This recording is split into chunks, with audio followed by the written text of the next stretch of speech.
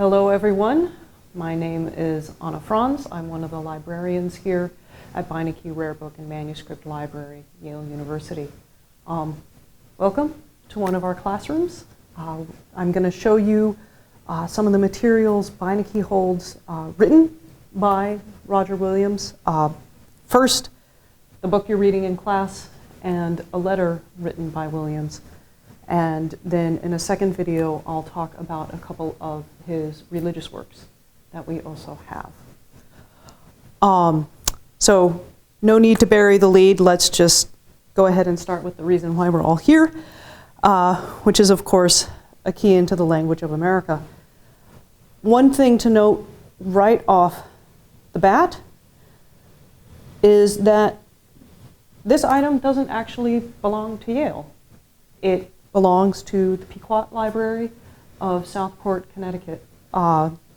We have it along with about 100 or so of their items on deposit from the Pequot Library. And basically what that means is that they still own it, but we take care of it and get to use it. So it is only sort of our copy of a key into the language. So go ahead and open up to the title page, which I think you have looked at a digitized version at least, so this probably looks a little familiar. You've noticed the long S's, like here in observations. You may have noticed that it was printed in London.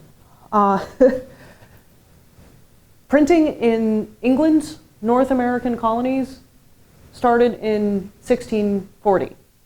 So 3 years later, not so much of a printing industry. So for an author to print a book that they wanted to be read and to be taken seriously as an author, you print it in London. So that is why that. His lovely note to the reader. You will notice here words at the bottom of the pages as I turn the pages. These are called catchwords.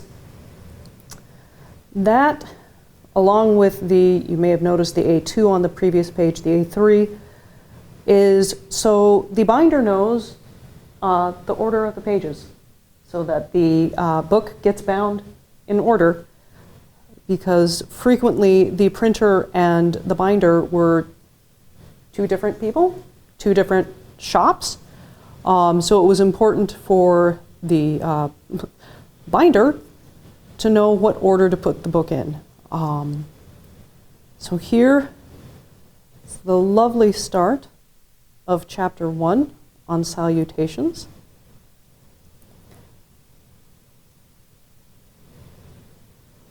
And there is what I am told is now one of your common greetings. Guessing it's the good morrow. So this is what the original printing of this book, how it looks in person. You'll notice on some of the pages, you can see, if we get really up close, and some other paper shows this better, you'll notice what are called chain lines. In this period, paper was made from old clothes. It's called rag paper. The clothes would be boiled down, mashed down with some chemicals, so they would basically dissolve into fibers. Workers would then put these large screens, think about like a window screen, that kind of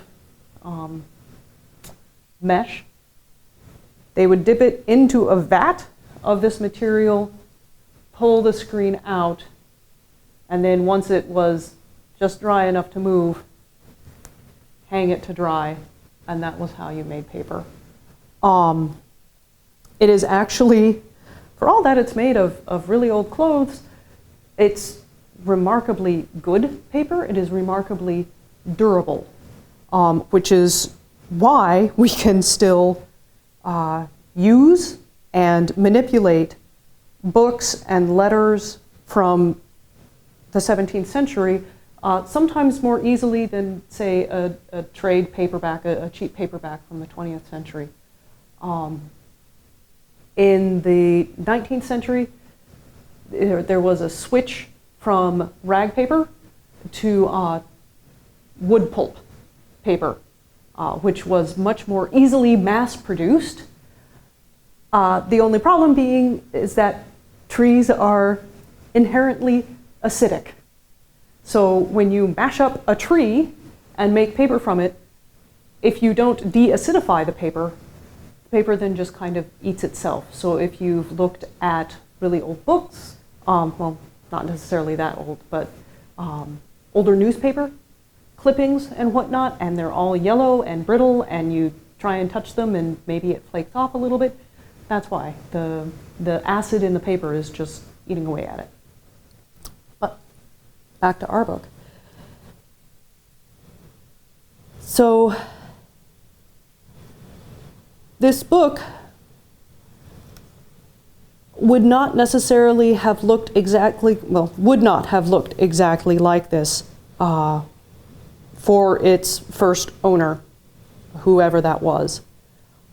This has clearly been rebound, possibly by Mrs. Wakeman, who gave it to the Pequot Library,